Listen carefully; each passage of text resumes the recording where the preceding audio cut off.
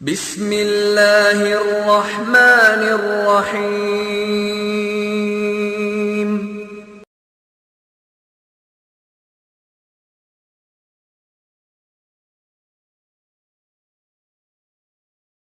ونعوذ باللہ من شرور انفسنا ومن سیئات اعمالنا من يهده الله فلا مضل له ومن يضلل فلا هادي له واشهد ان لا اله الا الله وحده لا شريك له واشهد ان محمدا عبده ورسوله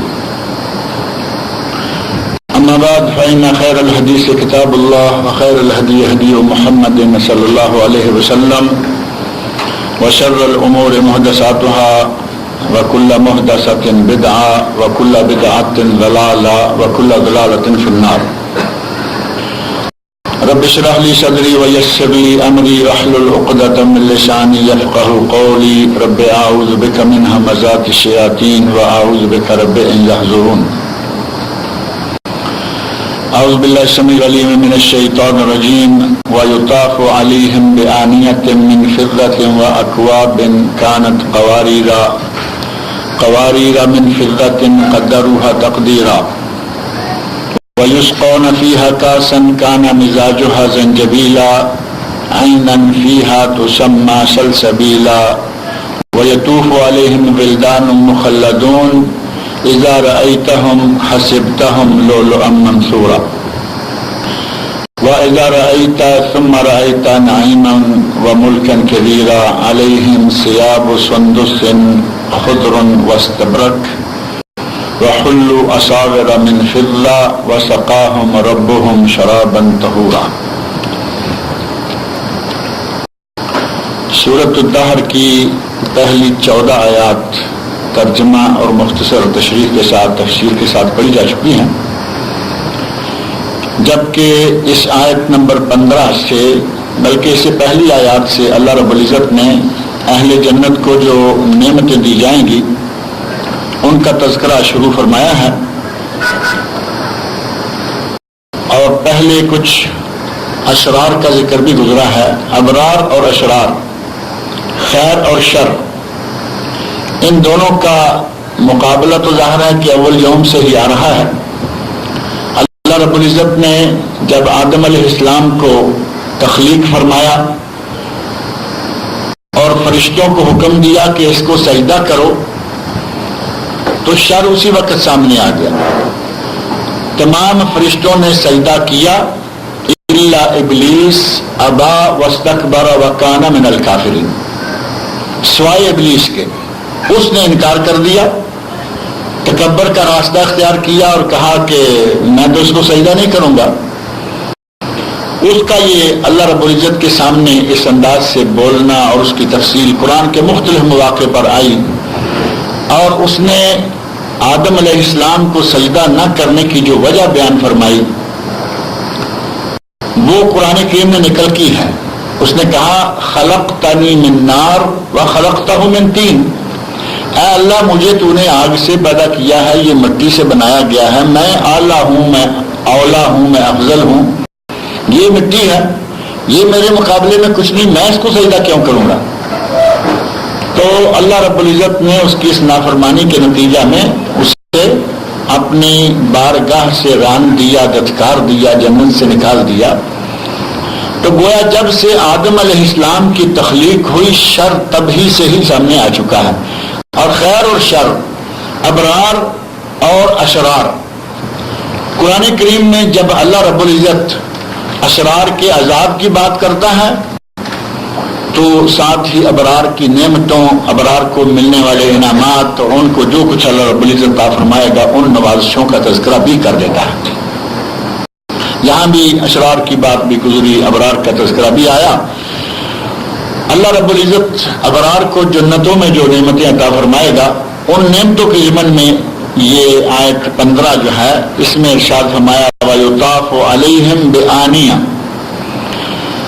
اہل جنت میں اپنے اپنے ٹھکانوں پر معزز، مکرم، عزت و احترام کے ساتھ موجود ہوں گے، اور ان کے سامنے چاندی کے برتنوں اور جاموں کا دور کرایا جائے گا۔ بیٹھے ہوئے ہوں گے علی الارائک، قرآن کے کئی مقامات پر اللہ نے فرمایا کہ وہ بڑے اعلیٰ قسم کی مسندوں پر بڑے خوبصورت نرم اور اچھی قسم کے گدے لگائے ہوئے، ٹیکیں لگائے ہوئے بڑے آرام کے ساتھ بیٹھے ہوں گے. ان کے سامنے پیالے یا جام وہ گردش کرائے جائیں گے. اب یہ نہیں کہ وہ سوچیں پیاس لگی ہوئی ہے، کسی سے مانگیں پانی آئے گا نہیں آئے گا. دنیا میں تو یہی ہے نا.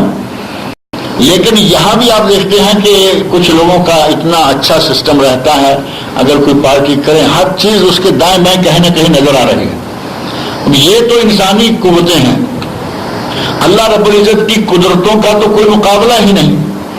اللہ نے اتنا مضبوط انتظام جنت میں کر رکھا کہ وہاں خوبصورت قسم کے 9 عمر بچے، 9 خیز بچے اور انتہائی خوبصورت، جن کا تذکرہ آگے آ رہا ہے، ان کو پینے کے لیے جام یا گلاس یا پیالے کچھ بھی کہہ لیں وہ دیے ہوئے ہیں، اور وہ لیے مختلف جگہوں سے ہوتے ہوئے گزرتے ہوئے پیش کرتے جا رہے ہیں.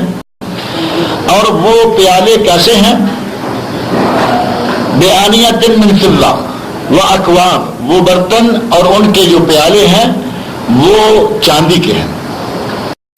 یہاں اللہ رب العزت نے ان کو چاندی کے برتن قرار دیا ہے، جبکہ اللہ رب العزت نے انہی برتنوں کا تذکرہ ایک دوسرے مقام پر فرمایا تو وہاں چاندی کا نہیں بلکہ وہاں فرمایا کہ وہ سونے کے برتنوں میں پانی پلائے جائیں گے. سورہ زخرف آیت 71. یہاں اللہ رب العزت ارشاد فرماتے ہیں یطاف علیہم بصحاف من ذہب واکواب، ان کے چاروں طرف سونے کی رکابیاں، سونے کے برتن، سونے کے جام اور پیالے چاروں طرف لے کر خدام جو خدمت کرنے والے اللہ نے مقرر فرمائے ہیں وہ سارے چاروں طرف سونے کے پیالے لیے گھوم رہے ہوں گے، اور ان میں پانی ہوگا، مشروب ہوگا، جس کا تذکرہ بھی اللہ رب العزت نے مشروب کیسا ہوگا مختلف جگہوں پر مختلف انداز سے وہ ہمیں بتایا ہے. غرض یہ کہ سورہ زخرف آیت 71 میں فرمایا کہ ان کے ہاتھوں میں پیالے ہوں گے جو سونے کے ہوں گے. یہاں اللہ رب العزت فرما رہے ہیں وَيُطَافُ عَلَيْهِمْ بِآنِيَةٍ مِّن فِضَّةٍ وَأَكْوَابٍ، ان کے ہاتھوں میں جو برتن ہوں گے، پیالے ہوں گے، جو جام ہوں گے وہ چاندی کے ہوں گے. وَكَانَتْ قَوَارِيرَ، اور وہ شیشے کے ہوں گے، چاندی کے ہوں گے اور شیشے کے ہوں گے. قَوَارِيرَ مِن فِضَّةٍ، اور وہ چاندی، وہ شیشہ جو ہے وہ کیسا ہوگا؟ وہ ایسے ہوگا جیسے کہ چاندی سے ہوتا ہے. اب یہ برتن اس دنیا میں تو کہیں ہمیں نظر نہیں آتے کہ شیشہ بھی ہو اور چاندی بھی ہو. اللہ رب العزت نے اہل جنت کے لیے وہ برتن جنت میں تیار کر کے رکھ دیے، بتا دیا کہ وہ ہوں گے شیشے کے، لیکن شیشہ ہوگا چاندی کی مانند. اب چاندی ظاہر دھات ہے، وہ گر جائے تو ٹوٹنے والی چیز نہیں ہے، شیشہ ٹوٹنے والی چیز ہے. اللہ نے ان برتنوں میں دونوں صفتیں رکھی ہوئی ہیں، ان کی شفافیت، ان کی صفائی شیشے کی طرح اور ان کی مضبوطی چاندی کی طرح. یہ کس طرح ہوں گے اللہ رب العزت ہم سب کو دیکھنے کے لیے اللہ تعالی ہم سب کو جنت عطا فرمائے. اس دنیا میں اس برتن کی مثال نہیں ملتی، اور اللہ کی بے شمار ایسی نعمتیں ہیں جن کی دنیا میں کوئی مثال نہیں ہے. اللہ نے فرمایا کہ ان کو، ان پر چاندی کے برتن اور گلاس ان کا دور کروایا جائے گا. کانت قواریرا، جو کہ شیشے کے ہوں گے. چاندی اور شیشہ ان دونوں کا اب امتزاج، ان دونوں میں کس طرح مکسنگ ہوگی، کس طرح اللہ تعالیٰ ان دونوں کو ملا کے یہ برتن جو ہے وہ تیار کروائے گا. قواریرا من فضہ قدروہا تقدیرا، جنہیں جنت کے خدمت گزاروں نے، جنت کے منتظمین نے ایک اندازے کے ساتھ بنایا اور ایک اندازے کے ساتھ بھرا ہوا ہوگا. پچھلے ہفتے میں نے ذکر کیا تھا، کیونکہ پچھلا ہفتہ تو دوسرا درس تھا، کہ یہ نہیں ہوگا کہ ایک آدمی اس اللہ کی طرف سے جو نوجوان لڑکے گھوم رہے ہوں گے اسے آواز دے کے آؤ اور مجھے برتن دو جس میں پانی ہے، اور وہ پانی اتنا ہو کہ وہ سارا پی نہیں سکتا، اسے تھوڑا چاہیے، اب وہ یہ نہیں چاہے گا کہ میں یہ اپنا جھوٹا پیچھے چھوڑ دوں، اور ایسا بھی نہیں ہوگا کہ وہ برتن لائے اور برتن میں سے وہ مشروب ختم ہو جائے اور اس کی پیاس ابھی ختم نہ ہوئی ہو۔ اللہ رب العزت کی طرف سے جنت کے منتظمین کو اتنی چلاکی، ان کو اتنی ہوشیاری، اتنی ذہانت، اتنی لیاقت، بلکہ یوں کہیں کہ وہ اتنے سمارٹ ہوں گے کہ برتن میں جو پانی ہوگا وہ سامنے والے کی طلب اور خواہش کے ان مطابق ہوگا، نہ زیادہ ہوگا نہ کم ہوگا، ایک گھونٹ بچنے نہ پائے اور ایک گھونٹ کی طلب باقی نہ رہے۔ اس انداز کا اندازہ کر کے اللہ رب العزت کی طرف سے وہ خدمت گزار جو ہیں وہ اہل جنت کو پانی پلائیں گے۔ یہ الفاظ ہیں قدروہا تقدیرا، کہ ان کو ان ساقیوں نے، ان پانی پلانے والوں نے، ان لڑکوں نے اللہ کے فضل و کرم سے، اللہ کی خاص ہدایت سے اس انداز سے ناپ تول کر اس میں ڈالا ہوگا کہ وہ نہ زیادہ بنے گا نہ کم رہے گا۔ وَيُسْقَوْنَ فِيهَا كَأْسًا كَانَ مِزَاجُهَا زَنْجَبِيلًا، اور انہیں وہ جام بھی پلایا جائے گا کہ جس کی آمیزش زنجبیل کی ہوگی۔ پانی ہوگا، مشروب ہوگا، اور اس میں زنجبیل کی آمیزش ہوگی۔ زنجبیل یا جنجر، جسے ہمارے یہاں ادرک کہا جاتا ہے، ادرک ملا پانی عربوں کے لیے ایک خاص اسپیشل شمار ہوتا ہے۔ اگر شربت ہے تو اس میں بھی ادرک کا مزہ، اور تو اور یہاں جو چھوٹی چھوٹی پیالیوں میں قہوہ پیا جاتا ہے، ایک تو ہمارے پاکستان انڈیا کا قہوہ ہے نا، لال چائے کو بھی ہم قہوہ کہہ لیتے ہیں، کچھ اور سلسلے قہوے کے ہیں، یہاں عربوں کا قہوہ اسپیشل ہے، اس میں مختلف چیزیں ہیں، بن ہے، یہ جو کافی کا پاؤڈر ہے، اور اس میں ہیل ہے، الائچی ہے، اور بہت ساری چیزیں ہیں۔ وہ قہوہ جو ہے، اس قہوے کو پینے کے لیے بھی عربوں کے یہاں اس میں سونٹ بھی کہتے ہیں نا، ادرک، سونٹ خشک ہو جائے تو سونٹ، زنجبیل یا جنجر، اس قہوے میں بھی یہ تھوڑا سا اس کا مزہ جو ہے، ٹیسٹ جو ہے وہ شامل کر لیتے ہیں۔ اگر ڈائریکٹ آپ جنجر یا زنجبیل ڈال دیں گے پانی میں تو اس کا تھوڑا سا مزہ جو ہے وہ تلخ ہو جائے گا، کیونکہ وہ تھوڑی سی کڑوی ہوتی ہے۔ علماء تفسیر نے لکھا ہے کہ اللہ رب العزت جو انہیں مشروب پلائے گا جنت میں، اس میں زنجبیل کا مزہ تو آئے گا لیکن اس کی تلخی شامل نہیں ہوگی۔ مزہ زنجبیل کا ہوگا، مزہ اس میں بالکل وہی جنجر ملے پانی کا ہوگا، لیکن اس میں یہ نہیں کہ اللہ نے کہیں سے زنجبیل پسوا کے ڈلوایا ہے کہ اس میں تلخی بھی آئے، اس میں کوئی دانہ بھی آ جائے، اس میں کوئی ریشہ بھی آ جائے، ایسا کچھ نہیں ہوگا۔ صاف ستھرا پانی، مزیدار پانی، اور اس میں جو ٹیسٹ ہے وہ زنجبیل کا بھی ہوگا۔ اللہ رب العزت نے اپنے بندوں کے لیے جنہیں جنت دے دی، ان کے لیے اتنے انتظامات کر رکھے ہیں کہ اس کا کوئی اس دنیا میں تصور کرنا بھی مشکل ہے۔ جیسا کہ اللہ نے فرمایا ما لا عین رأت ولا اذن سمعت، اللہ جنت میں وہ نعمتیں دے گا کہ آج تک آنکھ نے کہیں دیکھی نہیں اور کان نے کہیں سنی نہیں۔ یعنی دیکھنا تو دور کی بات ہے، قصوں کہانیوں میں بھی وہ نعمتیں کسی نے نہیں سنی جو کہ اللہ رب العزت جنت میں اپنے بندوں کو دینے والا ہے۔ وَيُسْقَوْنَ فِيهَا كَأْسًا، اس میں وہ ایسا جام پلائے جائیں گے، کَانَ مِزَاجُهَا زَنْجَبِيلًا، جس میں آمیزش ہوگی زنجبیل کی۔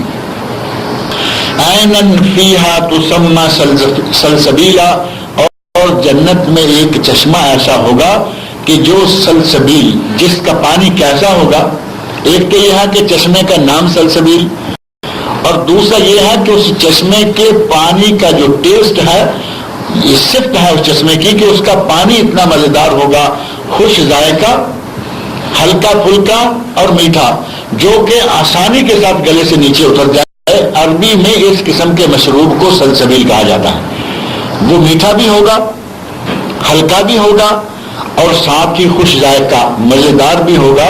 اب ظاہر ہے کہ آپ 4-6 قسم کے جوس اپنے سامنے رکھ لیں، ان میں سے ایک ایک گھونٹ بھر کے دیکھ لیں، آپ ان میں سے ایک اٹھا لیں گے کہ مجھے یہ چاہیے، کیونکہ آپ کی طبیعت کے مطابق وہ ہلکا بھی ہے، گلے کو ٹیسٹ بھی اس کا صحیح آ رہا ہے، آپ کو جو ٹیسٹ چاہیے اس میں موجود ہے، آپ اٹھا لیں گے۔ اللہ رب العزت نے جنت میں جو نعمتیں دینی ہیں، ان کی تعریفوں میں سے ایک تعریف یہ ہے کہ وہ میٹھا، ہلکا اور اتنا خوش ذائقہ ہوگا کہ آدمی کے گلے سے آسانی کے ساتھ وہ نیچے اترتا جائے گا اور آدمی کو اس کا مزہ بھی آئے گا. وَيَطُوفُ عَلَيْهِمْ وِلْدَانٌ مُخَلَّدُونَ، اللہ کی طرف سے یہ جام لیے ہوئے ساقی جو پھر رہے ہوں گے، وہ ساقی کون ہوں گے؟ اللہ کی طرف سے وہاں ایک مخلوق بنائی گئی ہے، ولدان جو لڑکے ہیں، یعنی ابھی داڑھی مونچھ ان کو ابھی نہیں آئی اور اتنے بچے بھی نہیں ہیں کہ وہ سمجھ نہ پائیں اور برتنوں کو ادھر ادھر گراتے پھریں. جو اچھی عمر ہوتی ہے 10-15 سال کی سمجھ لے، 15 سال تک تو میرا حال ہے بچوں کو داڑھی آنا شروع ہو جاتی ہے. اس سے پہلے کے 9، 12، 8، 12 کے درمیان، 13 کے درمیان اس عمر کے. اور وہ مخلدون، یہ نہیں کہ اب وہاں خدمت کرنا شروع کریں گے تو 2-4 سال کے بعد ان کی داڑھی آ جائے گی. وہ ہمیشہ اسی طرح خوبصورت اور نو عمر ہی رہیں گے. مخلدون ان کی صفت یہ ہے کہ وہ ہمیشہ اسی عمر میں رہیں گے. یہ نہیں کہ کچھ عرصہ خدمت کی. ہمارے یہاں نوکر رکھا جاتا ہے، کہتے ہیں جی کوئی ذرا تھوڑا طاقتور ہو، ہمارا کام ایسا ہے. 8-10 سال گزرتے ہیں تو اس بیچارے کے بال پکنا شروع ہو گئے، کمر ٹیڑھی ہونا شروع ہو گئی. اللہ نے فرمایا کہ میرے جو آپ کے لیے مقرر کیے ہوئے خدمت گزار ہوں گے، لڑکے ہوں گے، ان میں اس قسم کا کوئی عیب نہیں ہوگا کہ وقت گزرنے کے ساتھ وہ بوڑھے ہو جائیں، ٹیڑھے ہو جائیں. نہ بوڑھے ہوں گے نہ ٹیڑھے ہوں گے، بلکہ وہ مسلسل خوبصورت خوبرو جوان ہی رہیں گے. وَيَطُوفُ عَلَيْهِمْ وِلْدَانٌ مُخَلَّدُونَ، اور وہ یہ نہیں کہ کہیں پانی لے کے کھڑے ہیں، ہاتھ پہ پانی کا پیالہ رکھا ہے یا ٹرے رکھا ہوا ہے، اس میں 2-4 جام ہیں اور کھڑے ہیں. نہیں، ان کا کام ہے اہل جنت کے درمیان وہ گردش کر رہے ہیں. کب کہاں کس کو پانی کی ضرورت پیش آئے گی، اس کے پاس وہ نو عمر لڑکا موجود ہوگا اور اس کے پاس وہ پانی جو اس کو چاہیے وہ موجود ہوگا. اللہ فرما رہے ہیں اذا رأیتہم حسبتہم لؤلؤا منثورا، جنت میں وہ جام لیے اس انداز سے گھومتے پھرتے نظر آئیں گے کہ جیسے کسی نے خوبصورت موتی فرش پر گرا دیے ہو. صاف ستھرا فرش ہو اور اس کے اوپر خوبصورت موتیوں کا ایک مٹھی جو ہے وہ پھینک دیں، کتنے خوبصورت لگیں گے. اور بھی سفید رنگ کا یہ ہے، اور تھوڑے سرخی مائل یا پنک کلر کے موتی جو ہیں، ان کو آپ سفید فرش پہ 10-20 موتی گرا کے دیکھیے، کتنا خوبصورت منظر وہ دیں گے. اللہ نے فرمایا کہ وہ اس طرح اتنی تعداد میں، ظاہر ہے کہ جنت بھی کوئی تھوڑی سی تو نہیں ہے نا. جنت بھی تو اللہ رب العزت نے جنت کی جو وسعت بتائی ہے، نبی اکرم صلی اللہ علیہ وسلم ارشاد فرماتے ہیں، قرآن میں تو ہے نا ارض السماوات والارض، اس کی صرف چوڑائی اتنی ہے جتنے کی زمین و آسمان ہے. نبی صلی اللہ علیہ وسلم ارشاد فرماتے ہیں سب سے آخری جنتی اور سب سے آخری جہنمی، یعنی جہنم میں تو ڈالے جا چکے، جو سب سے آخر میں نکالا جائے گا. اب یہ آخر میں نکال دیا گیا، باقی سارے اس میں رہیں گے. ان کا وہاں سے نکلنا مشرک ہیں، کافر ہیں، جو ایمان لائے نہیں ہیں، وہ تو خالدن مخلدن فی النار ہیں، ہمیشہ جہنم میں رہیں گے. لیکن نکالے جانے والوں میں سے جو سب سے آخر میں جہنم سے نکلے گا، اور جنت میں جانے والوں میں سے کچھ لوگ تو وہ ہیں کہ بلا حساب ہی 70,000 اور ہر ایک کے ساتھ پھر 70,000، ایک بہت بڑی پارٹی تو جنت میں جاتے ہی قبضہ کر لے گی کہ یہ آ گئے. ان کا کوئی حساب نہیں، کوئی کتاب نہیں. اللہ رب العزت نے ان کو اس انداز سے نوازا ہے کہ وہ یہاں لوگ کھڑے ہیں، ان کو کہا کہ تم جاؤ، تم جا کے اپنی جگہ سنبھالو. یہ کون خوش نصیب ہوں گے جو دوا دارو نہیں کرتے، وہ تعویذ گنڈے بھی نہیں کرتے، وہ بھی نہیں کرتے. وَهُمْ عَلَى رَبِّهِمْ يَتَوَكَّلُونَ، وہ ہر معاملے میں اپنے رب پر توکل کرتے ہیں. کچھ بھی ہو جائے، پریشانی ہو جائے، یہ نہیں کہ بھاگو فلاں دربار پہ جاؤ، فلاں سرکار کو ملو، وہاں سے لاؤ، یہاں سے لاؤ، ادھر سے تعویذ لے کے آؤ اور اس سے یہ کرو. نہ، جب بھی جو بھی مشکل پیش آتی ہے، وَعَلَى رَبِّهِمْ يَتَوَكَّلُونَ، وہ اپنے رب پر توکل کرتے ہیں، انہیں اور کوئی آسرا نظر نہیں آتا. جیسے تکلیف آئی فوراً اللہ کے دربار میں گر گئے، یا اللہ ہماری تکلیف. اللہ تکلیفیں بھی دور کرتا رہتا ہے، دنیا میں بھی وہ عزت کے ساتھ معزز و مکرم رہتے ہیں، اور معاشر کے میدان میں لوگ حساب دینے کے لیے کھڑے ہیں. لوگوں کا اب پتہ نہیں کب تک حساب ہوتا رہے گا. جتنی دیر کوئی آدمی حساب دینے کے مقام پر کھڑا رہے, آپ سمجھتے ہیں کہ آدمی ایک مشقت میں, تکلیف میں ہو, پتہ نہیں کیا جائے گا, لیکن ایک خوف سا, ایک ہراس سا پیدا رہتا ہے. آپ دور نہ جائیں, یہاں ایئرپورٹ پہ آتے ہوئے جاتے ہوئے تو چلے ہمیں کوئی اتنا ڈر نہیں ہوتا, وہاں سے آتے ہوئے ایئرپورٹ پہ جب کھڑے ہوتے ہیں ہمیں پتا ہے ویزا لگا ہوا ہے, پاسپورٹ جینوئن ہے, یہ ہے, ہر چیز ہے, سامان میں ہمارے پاس کوئی پڑیا بھی نہیں ہے کہ جو پکڑی جانے والی ہو, پھر بھی ایک ڈر سا رہتا ہے کہ پتہ نہیں کون سی غلطی کیا ہو کہ یہ کہیں کوئی روک نہ لے. یہ دنیا ہے, ہم مکمل طور پر سچ ہیں, لیکن محشر کے میدان میں جہاں ترازو لگا ہوا ہے اور وہاں نیکیاں اور برائیاں تولی جا رہی ہیں, کسے معلوم ہے کہ میری نیکیاں بڑھیں گی یا برائیاں. اور یہاں حساب کتاب کرتے ہوئے اگر کچھ عرصہ گزر جائے تو ظاہر ہے کہ تو جان پہ بنی رہے گی. ان لوگوں کو اللہ نے اس قسم کے سب عذابوں سے, ان مشقتوں سے, مشکلات سے, ہولناکیوں سے بچایا ہوا ہے. جیسے ہی محشر کا میدان لگے گا, ترازو قائم ہوگا, ان کو اللہ کہے گا تم تو جاؤ. کتنے خوش نصیب لوگ ہیں وہ. یہ تو وہ ہیں, اور کچھ ہیں جو جہنم میں ڈالے جائیں گے, سزا بھگت کر اپنی باری باری نکلیں گے جہنم سے. سب سے آخری جہنمی جو نکالا گیا اور سب سے آخری جنتی جو جنت میں داخل کیا گیا, اس کو اللہ اتنی جنت دے گا جتنی یہ دنیا ہے اور اس سے بھی 5 گنا زیادہ ہوگی. اب اندازہ کرو کہ اتنی بڑی جنت میں اگر نوجوان خوبصورت لڑکے جام لیے گھومتے رہیں گے تو وہ منظر یہ نہیں بنے گا جیسے خوبصورت فرش کے اوپر آپ نے موتیوں کا ایک مٹھی جو ہے وہ گرا دی اور وہ خوبصورت موتی چلتے پھرتے کتنے مزیدار لگتے ہیں. اللہ نے ارشاد فرمایا اذا رأیتہم حسبتہم لؤلؤا منثورا, جب تم بچوں کو دیکھو گے تو یوں لگے گا کہ جیسے جنت میں موتی پھر رہے. لؤلؤا منثورا, موتی بخیر دیے گئے ہیں, جیسا کہ جنت میں جنت کی فرش پر موتی بخیر دیے گئے ہیں. اتنے خوبصورت یہ بچے ہوں گے, یعنی بچے, ان کے اپنے چہرے, ان کے جسم, ان کا لباس, ان کی صفائی ستھرائی. اللہ رب العزت نے اہل جنت کی خدمت کے لیے جو بچے رکھے ہوئے وہ اس انداز سے حسین و جمیل اور خوبصورت ہوں گے. آپ کسی اچھے ہوٹل میں کھانا کھائیں, آپ کو وہ ویٹر جو ہیں وہ بھی نظر آئیں گے, بڑا اچھا ڈریس ہے اور انداز, ٹیبل کے اوپر کپڑا ہے, یہ بھی اسپیشل ہے, برتن ہیں, یہ ہے, وہ ہے, اسپیشل ہے. آدمی کو تھوڑا اسٹینڈرڈ نظر آ جاتا ہے. اس کے برعکس ذرا تھوڑا سا 2 نمبر پہ چلے جائیں, آپ کو مت پتہ چل جائے گا کہ برتن تک بھی صاف نہیں, ٹیبل کا کوئی حال نہیں, اور جو اندر پھر رہے ہیں کوئی وہاں چیخ چنگاڑ کر رہا ہے. وہاں اللہ رب العزت کا انتظام ہے. فرمایا کہ اس انداز کے خدمت گزار مہیا کروں گا کہ تم صرف خدمت گزاروں کو دیکھو گے تو تمہیں مزہ آئے گا, تمہیں سکون لگے گا کہ جس طرح جنت کی فرش پر موتی بخیر دیے گئے ہیں. وَإِذَا رَأَيْتَ ثُمَّ رَأَيْتَ نَعِيمًا وَمُلْكًا كَبِيرًا, جب تم دیکھو گے جنت کی نعمتوں پر نظر ڈالو گے, جب جنت کو تم دیکھو گے تمہیں نعمتیں ہی نظر آئیں گی. جس طرح منہ کہو گے نعمتیں ہی نعمتیں ہیں.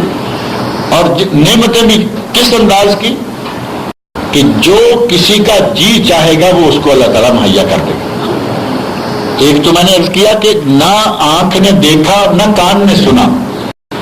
دوسرا یہ کہ جو جنت میں چلا گیا اس کے جو جی میں آئے گا اللہ اسے وہ عطا کرے گا. اب یہ نہیں کہ آم کھانے کو جی چاہ رہا ہے اور آم کہیں نظر نہیں آ رہا, ایسا نہیں ہوگا کہ جنت میں نظر دوڑائی, آم کھانا تھا لیکن نظر نہیں آ رہا, سیب کھانا تھا نظر نہیں آ رہا تھا, یہ چیز چاہیے تھی نظر نہیں آ رہی. پانی کا تو ہو گیا نا کہ قدم قدم پر, بلکہ پچھلے درس میں نے ذکر کیا تھا کہ چشمے اللہ رب العزت نے جنت میں اس انداز کے رکھے ہوئے ہیں کہ وہ جہاں ہوگا وہی چشمہ بھی اللہ رب العزت اس کی خاص کے ساتھ ہی وہاں چشمہ بھی موجود ہوگا. پانی لیے بچے پھر رہے ہیں اور چشمے جگہ جگہ اس کے ساتھ موجود ہیں. جہاں دیکھے گا جس قسم کا چشمہ چاہے گا اس کو اسی طرح کا پانی ملے گا. چاہے تو زنجبیل ملا پانی پی لے, چاہے تو کافور ملا پانی پی لے. پچھلے درس میں نے یہ بات ذکر کی تھی کہ کافور والا پانی جو کہ ٹھنڈی تاثیر والا ہے اور زنجبیل والا پانی جو کہ گرم تاثیر والا ہے, اور ان دونوں کو ملا لیا جائے تو حکیم لوگ کہتے ہیں کہ اس کا مزاج معتدل ہو گیا. اللہ نے جنت میں بھی ہمارے لیے اتنی اچھی غذائیں، اتنے اچھے مشروبات رکھے ہوئے ہیں کہ ٹھنڈا اور گرم دونوں مزاج کی چیزیں ہیں. کچھ یہ پی لیجئے، کچھ وہ پی لیجئے. ٹھنڈک جو ہے وہ گرمی کو مار دے گی، گرمی ٹھنڈک کو مار دے گی.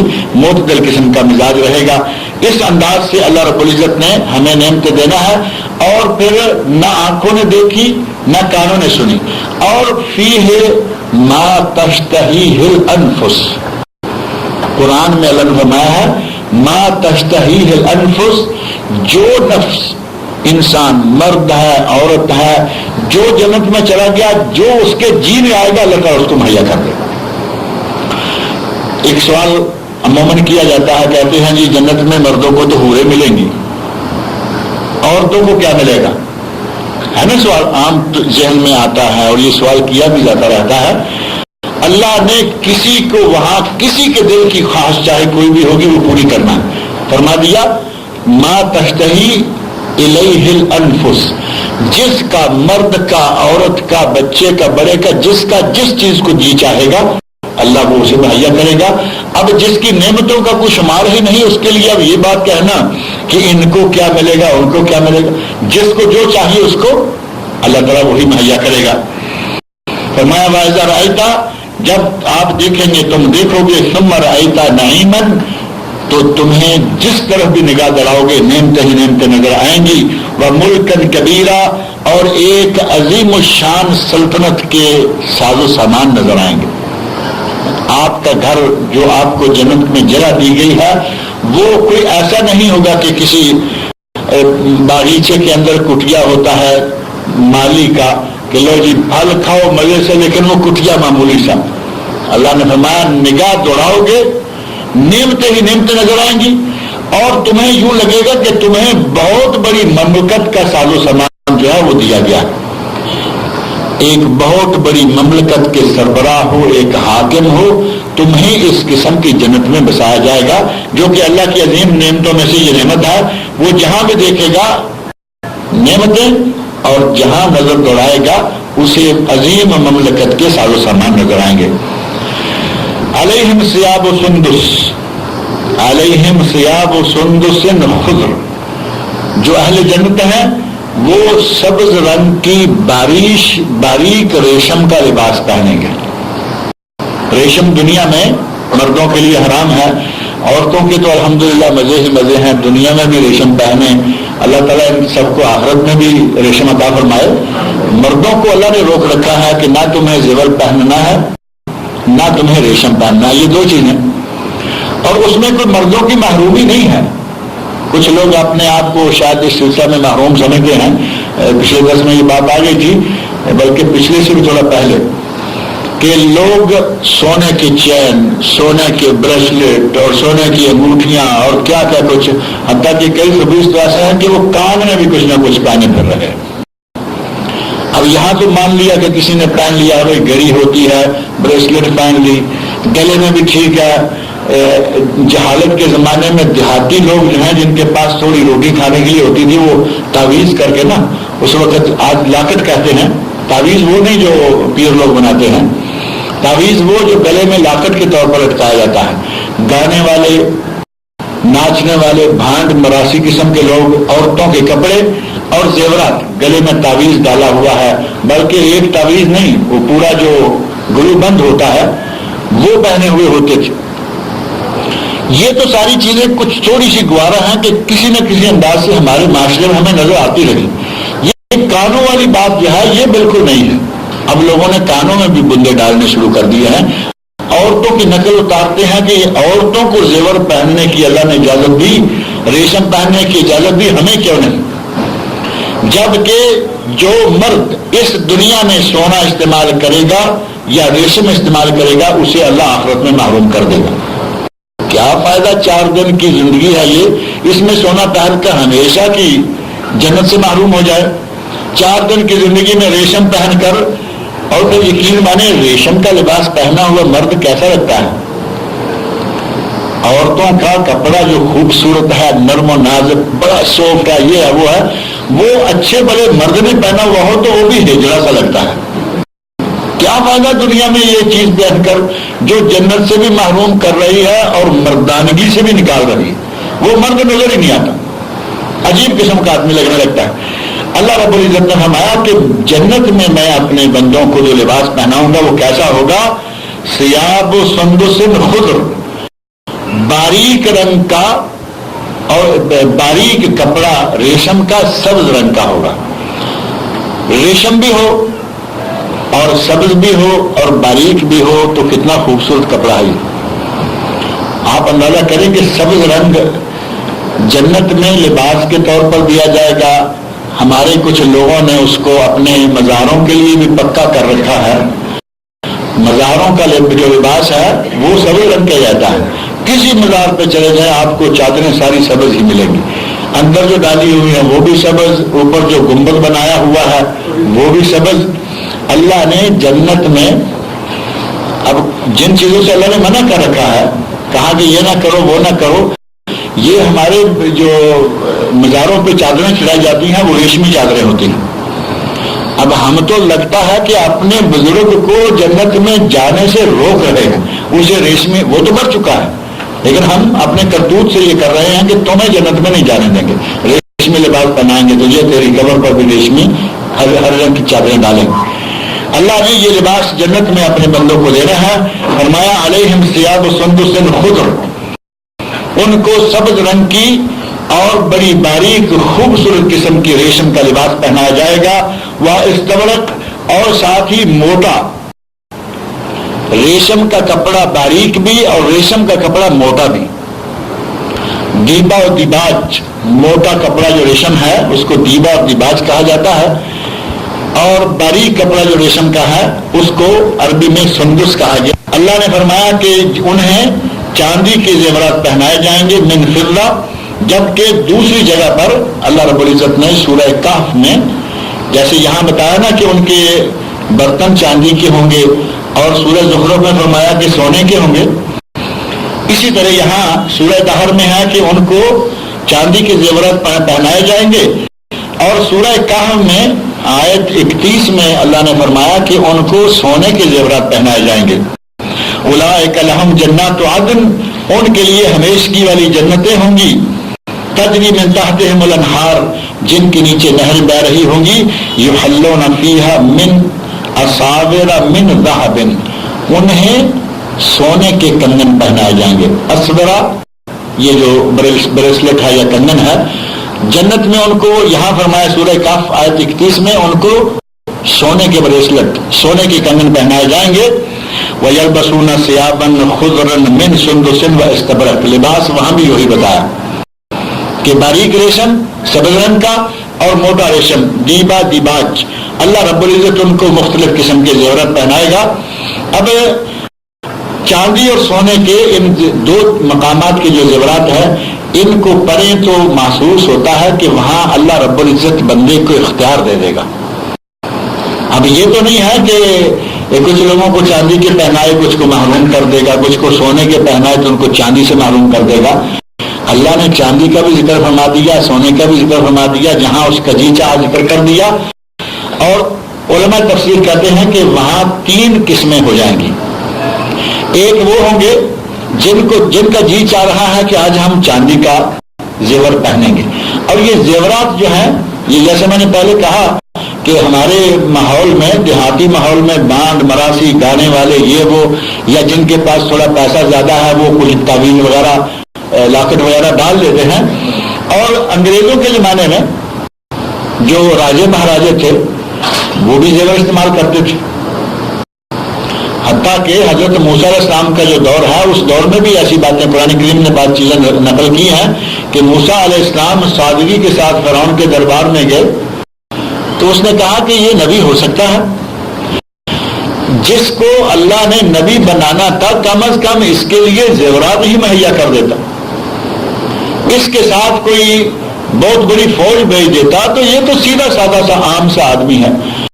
نبی اکرم صلی اللہ علیہ وسلم نبی تھے، آپ بھی ہمیشہ سادہ رہتے تھے، کوئی زیورات نہیں، کوئی ریشم کا کپڑا نہیں، کچھ نہیں، اور اپنے صحابہ کے درمیان مکس ہو کر اس انداز سے رہتے کہ باہر سے آنے والے کو پتہ نہیں چلتا تھا کہ ان میں سے بادشاہ کون ہے رئیس کون ہے، مرؤوس کون ہے، حاکم کون ہے، محکوم کون ہے، وہ سارے ایک ہی صف میں کھڑے ہو گئے محمود و ایاز. نہ کوئی بندہ رہا نہ بندہ نواز، نہ مسجد میں فرق، نہ باہر مجلسوں میں فرق، نہ سفر میں فرق. باہر والوں کو پوچھنا پڑتا کہ تم میں سے تمہارا نبی کون ہے. نبی صلی اللہ علیہ وسلم اس انداز سے اپنے صحابہ کے ساتھ مکس رہتے تھے کہ باہر والے نئے آدمی کو پوچھنا پڑتا کہ تم میں سے نبی کون ہے، محمد کون ہے صلی اللہ علیہ وسلم. نبی اکرم صلی اللہ علیہ وسلم کا یہ انداز تھا. تو یہ جو مہاراجے اور انگریزوں کے پٹھو کہہ لے، جنہوں نے انگریزوں سے بڑی بڑی ریاستیں اپنے قبضے میں لی، غداریاں کی مسلمانوں کے ساتھ، اپنے ملک کے حاکموں کے ساتھ، اور بڑی بڑی جاگیریں جو ان پہ قبضے کیے، وہ لوگ سونے کا لباس، سونے کے زیورات وغیرہ پہنتے رہے. اللہ رب العزت نے اپنے بندوں کے لیے یہ زیورات جنت میں رکھے ہیں. کبھی کسی کا جی چاہے گا کہ میں چاندی کا لباس، چاندی کے زیورات پہنوں، چاندی کا زیور اس کے پاس موجود ہے. اب خواتین میں دیکھیں نا، ہمارے آج کی خواتین میں بھی یہ سسٹم رہتا ہے. کبھی آج کل ایک وائٹ گولڈ نکلا ہے، وائٹ گولڈ کا شوق چڑھا ہوا ہے، وائٹ گولڈ ہی پہنے ہوئے ہیں، سوٹ بھی سفید ہے، سارا زیور بھی سفید ہے. کبھی کوئی دوسرا رنگ ہے تو زیور دوسرا ہے. عورتیں دنیا میں ہوتے ہوئے بڑے محدود سے حالات کے اندر بھی کبھی سونا، کبھی چاندی. آج کل چاندی تو بہت کم ہو گئی ہے، لیکن وائٹ گولڈ اس کی جگہ آ گیا ہے. بلکہ چاندی کے زیورات بڑے اچھے اچھے مل رہے ہیں. کبھی چاندی پہنے ہوئے ہیں، کبھی سونا پہنے ہوئے ہیں. کبھی ایسے ہے کہ کچھ چیزیں چاندی کی اور کچھ سونے کی. جنت میں بھی اسی انداز سے کوئی سونا پہنے ہوگا، کوئی چاندی پہنے ہوگا، کوئی دونوں مکس پہنے ہوگا. اور بیک وقت کچھ لوگ اپنی مرضی سے جو بھی لباس پہنیں گے، اللہ رب العزت نے ان کو دونوں قسم کے زیورات جنت میں مہیا کرنے کا ہمیں وعدہ دے دیا، ہمیں بتا دیا کہ ان کو وَحُلُّوا أَسَاوِرَ مِن فِضَّةٍ، ان کو چاندی کے زیورات دیے جائیں گے، پہنائے جائیں گے.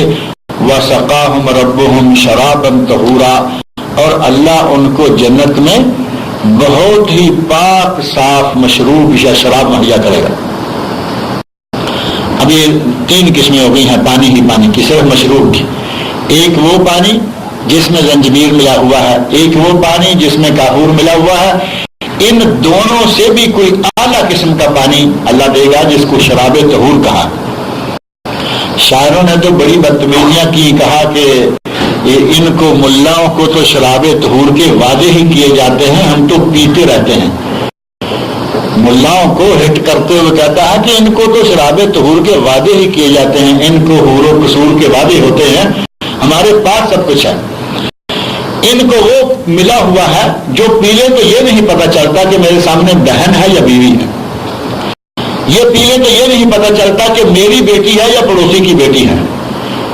یہ ان کو ملا ہوا ہے جس کو پینے کے بعد آدمی اپنے آپے میں نہیں رہتا، پینے کے بعد آدمی کو اپنا ہوش نہیں رہتا. اللہ رب العزت نے فرمایا کہ ہم قیامت کے بعد، محشر کے بعد، جب اہل جنت کو جنت میں داخل کریں گے، ان کو وہ شراب طہور دیں گے جس میں نشہ نہیں ہوگا، جس میں صرف مزہ ہوگا. مزہ ہوگا، نشہ نہیں ہوگا. آدمی مستی میں جھومے گا نہیں، لیکن اسے مزے لے لے کے پیے گا. اس میں لذت ہوگی، اس میں سرور ہوگا، لیکن اس میں خمار نہیں ہوگا. خمار ہوگا تو ظاہر ہے کہ آنکھیں گئی. نشے میں آ گیا، اسے پتہ نہیں کہ میرے ساتھ کیا بننے والا ہے. اللہ رب العزت نے جنت میں جو شراب دینی ہے اسے کہا شرابن طہورا. وہ پاک شراب ہوگی، اس میں نہ نشہ ہوگا نہ اس میں بدبو ہوگی. شراب کو اللہ تعالیٰ ہمیں آپ سب کو اس سے محفوظ رکھے. جن لوگوں نے سونگا ہے، جن لوگوں نے شراب دیکھی ہے، انہیں معلوم ہے کہ اس میں بدبو ہوتی ہے یا نہیں.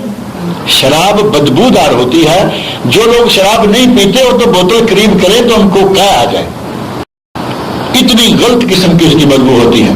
اور جتنی آلتو فالتو کچرا چیزیں ہیں ان کو جمع کر کے تو شراب بنتی ہے.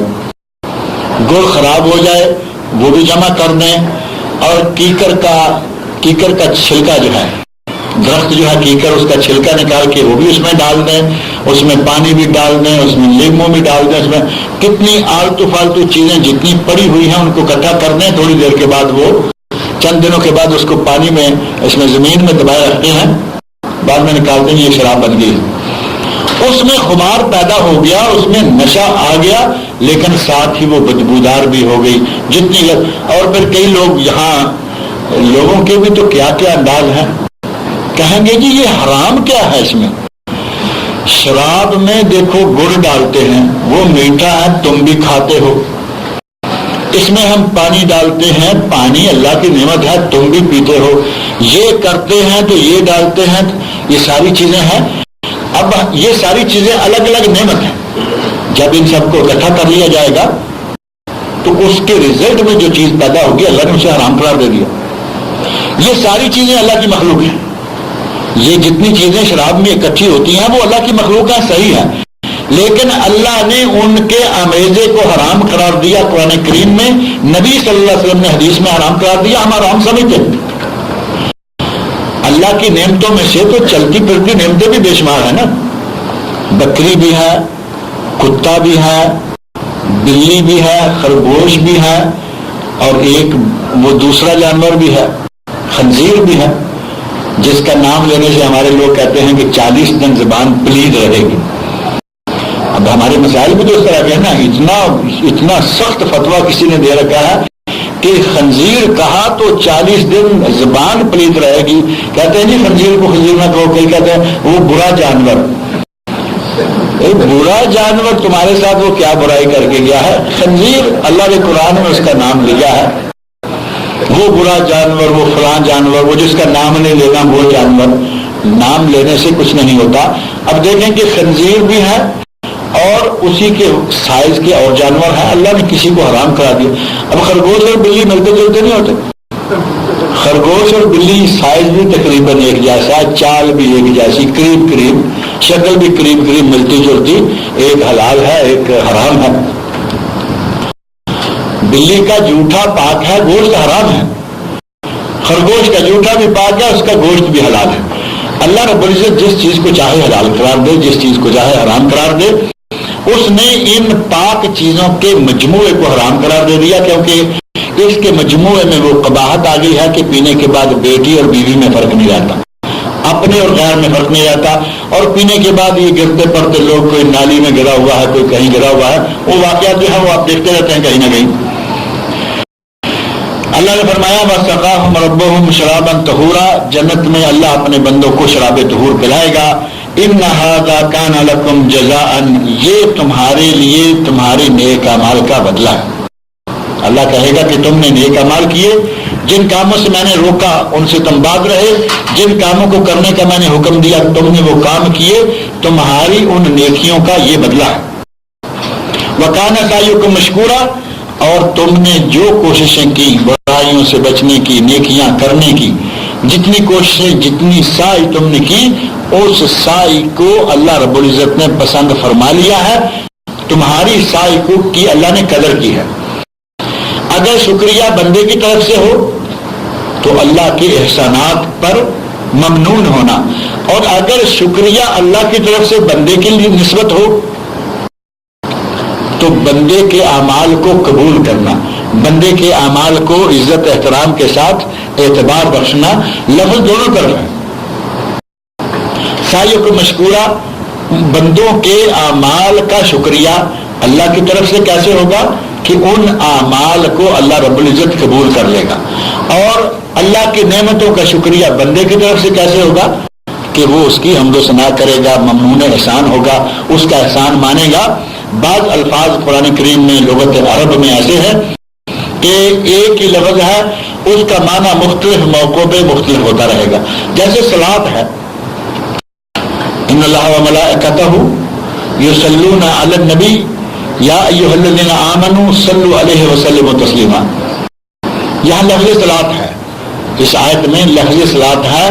بے شک اللہ تعالی اور اللہ کے فرشتے، ان اللہ و ملائکتہ، بے شک اللہ اور اس کے فرشتے، یصلون علی النبی، نبی پر صلاۃ بھیجتے ہیں، یا ایھا الذین آمنوا، اے ایمان والو، صلو علیہ، تم بھی اس پر صلاۃ بھیجو، صلو علیہ وسلم تسلیما، اور سلام۔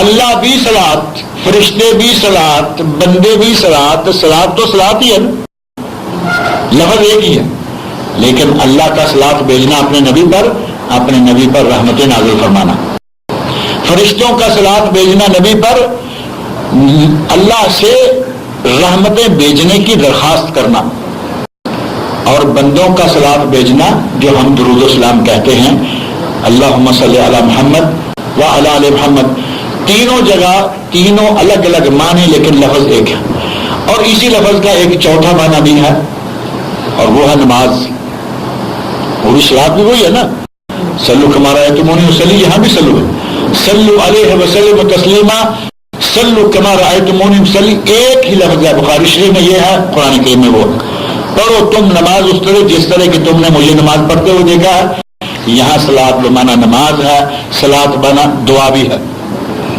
نبی صلی اللہ علیہ وسلم کو اللہ نے فرمایا کہ اے میرے نبی، جب لوگ آپ کے پاس صدقات زکوٰۃ کا مال لے کے آئے، صلی علیہم، تو ان کے لیے دعا مانگو۔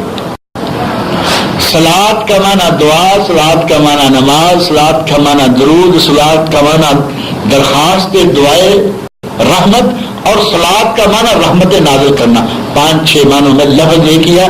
اسی طرح شکریہ اللہ کی طرف سے ہو تو عمل کا قبول کر لینا، بندوں کے عمل کو اللہ نے قبول کر لیا، سعیکم مشکورا، اور اگر بندوں کی طرف سے ہو تو اللہ کی نعمتوں کا شکر کرنا، ممنون احسان ہونا۔ فرمایا ان ھذا کان لکم جزاء، یہ تمہارے اعمال کا بدلہ، تمہارے اعمال کی جزا ہے، وکان سعیکم مشکورا، اور تمہاری کوششوں محنتوں اعمال کی قدر کی گئی ہے، اسے قبول کیا گیا ہے۔ اللہ رب العزت مجھے اور آپ سب لوگ کو قرآن کریم پڑھنے، سمجھنے اور اس کے